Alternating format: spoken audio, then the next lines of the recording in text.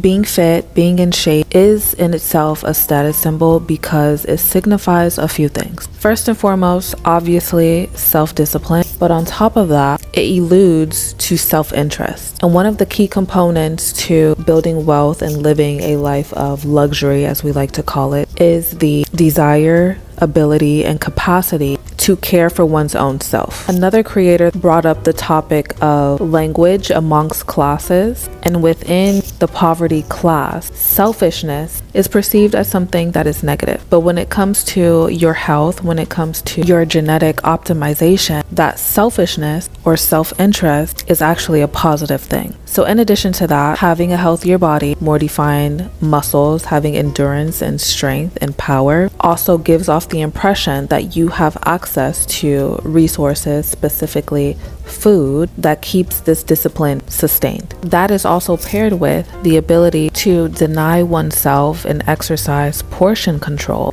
When you are vacating, lounging, when you're stressed, this is where the discipline comes into place. It's not just actually performing the workouts, because if you are someone that operates in this realm, then you understand how you eat on a consistent basis, not just for temporary trends, has more of an impact on the longevity of your body's makeup. So if you have the discipline to say no to eating out consistently, to drinking every night, it is also likely that you have the ability to stay consistent in keeping a budget, for example, or in the long-term relationship with investing and building wealth that may be slow at first before things start compounding. Now, I'm not saying people go through all of these thoughts when they see someone that is fit or someone that is physically well sustained, but these are likely the back end implications that it tends to have. And if we want to tie it into patriarchy, for example, when we refer to certain groups of women as trophies, trophy wives, they tend to have specific figures. This alludes to the chiseling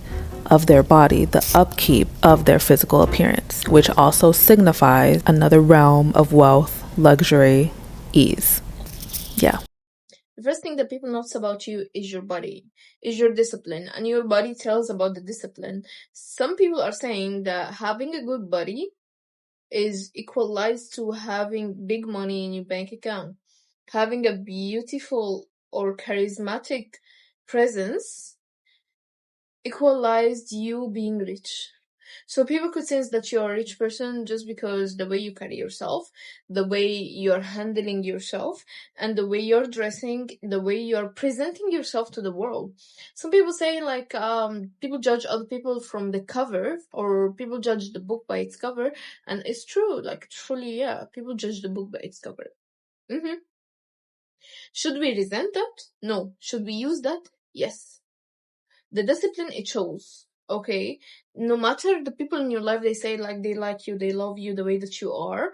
When you're turning into another person that is powerful, that is changing in the body, in the charisma, in the presence, in the discipline, they will resent you for it because they want you where you are at the low level where they can use you and benefit out of you. And this is completely true, guys.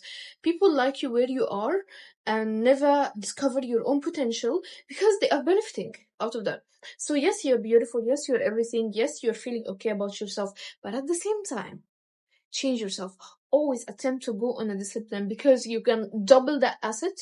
If you believe that's an asset that you have, you can double and triple on that asset by your discipline. Discipline is so important. You cannot build something without discipline.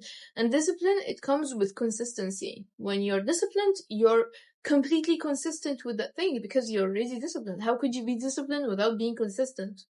Right? And consistency breeds success. And success makes people respect you. People don't see you in the street and okay, charismatic, good, you're looking good, they will respect you all of a sudden because they see that it shows on you. But at the same time, when they speak with you, now it shows more. But when they see you are in your life, let's say you're all of a good person, but where you are in life is not good. Because you're not disciplined enough. And I'm speaking from experience. I've been going through life, I'm a creative person. I hope from one project to other project to other project to other project. And in the end, I see years pass by and I don't do anything. I see years pass by and my potential. Unless I just catch myself and I say, okay, I'm gonna stay consistent no matter what. One of them is this YouTube channel. my YouTube channel is like up and down. Like seriously, sometimes I go on growth, sometimes I go down, and I don't care. I just keep going. I don't care. Did I start any other YouTube channel? Yes, I did. Because I'm a creative person. I'm gonna say like, this project's not working for me. Let's hop into other project. Maybe it's gonna work. But that's not the deal in the first place. The whole deal is you stay consistent on one thing long enough to see results in it. So discipline is so important, and that's what we're gonna talk about today. So stay tuned and let's get started. The truest form of self-discipline is a fit body. I don't give a fuck what no one says. The truest form of self-discipline and self-love is a fit body. It's you versus you. You cannot depend on anything else. You can't get lucky. You can't fucking call no one. You can't get no cosign. You can't use your resume. You can't none of that. Did you wake up and do what you're supposed to do on a fucking daily basis? That's what it comes down to. I hate to be the one to tell you, but your body is a direct reflection of your standards. Not your genetics, not your luck, not your excuses, your standards. Your body is exposing the level of discipline you live by when no one's watching. Your physical state directly shows what you tolerate because the brain treats your habits as identity. If your standards are low, your brain stops fighting for better and starts accepting whatever's easiest. Your body is a receipt that shows whether you chose convenience or consistency. It shows whether you break promises to yourself or whether you keep them. It shows whether you push through discomfort or fold the moment things get hard. Your mind and body are connected. When your standards rise, your decisions change, your energy changes, and your discipline sharpens. Your body will always follow your mind, not the other way around. You don't need a perfect routine, you need higher standards, because the second you demand more from yourself, your body will start transforming to match it.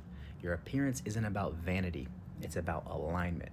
You can't claim excellence while living in a body built on low standards. Raise the standard, raise the discipline, and raise the version of you that the world wants to see. A healthy mind is a healthy life. Now follow me for more content. Your body and your physical fitness say something about you automatically before you speak, before you introduce yourself, before you tell anyone what you do for a living. When you walk into a room fit, strong, and healthy, you don't have to announce your worth. It is written all over you. People feel it and they notice. It's not about having the perfect body. It's about what that body represents. Discipline, consistency, respect. The kind of respect that says, I care enough about myself to do what most people won't. You cannot fake a strong body. You cannot shortcut the grind. Every rep, every morning, every clean meal, every workout, it all adds up to a presence that commands attention without even saying a damn word. When you're fit, you carry yourself differently. Your energy shifts the second you walk in. People sense it. It's attractive. They might not even know why, but they can feel it. They can feel the difference between someone who talks about discipline and somebody who actually lives with discipline. And that kind of confidence is earned.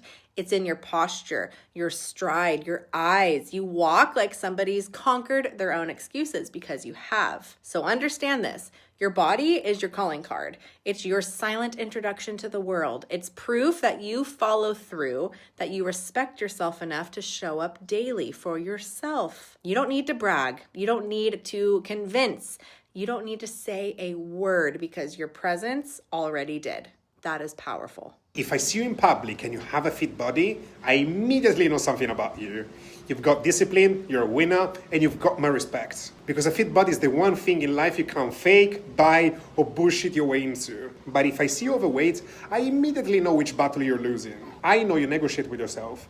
I know you choose comfort over standards more often than you like to admit. Because being overweight isn't random. It's repeated decisions. It's saying yes when you should say no. It's short-term relief over long-term respect. It's I'll start tomorrow on repeat. You can fake money, you can fake confidence, you can fake success online, but you can't fake your body. It shows whether you control your habits or your habits control you. It shows if you follow through or if you fall under pressure. And before you say genetics, steroids, or whatsoever, discipline shows up in patterns, not excuses. And this isn't about aesthetics, it's about standards. Because your body is a scoreboard, and you've only been given one. And right now, it's telling the truth about you. Not who you want to be, not what you post, not what you promise. The most attractive people that I have ever met all had one thing in common, and it was not their body. Don't get me wrong, I think taking care of yourself and being physically fit is really important, and that's actually why I started going to the gym when I was 18. I wanted to look a certain way. I wanted to have abs and I wanted to be more confident, but somewhere along the way during my fitness journey, I realized that I was building so much more than just my physique.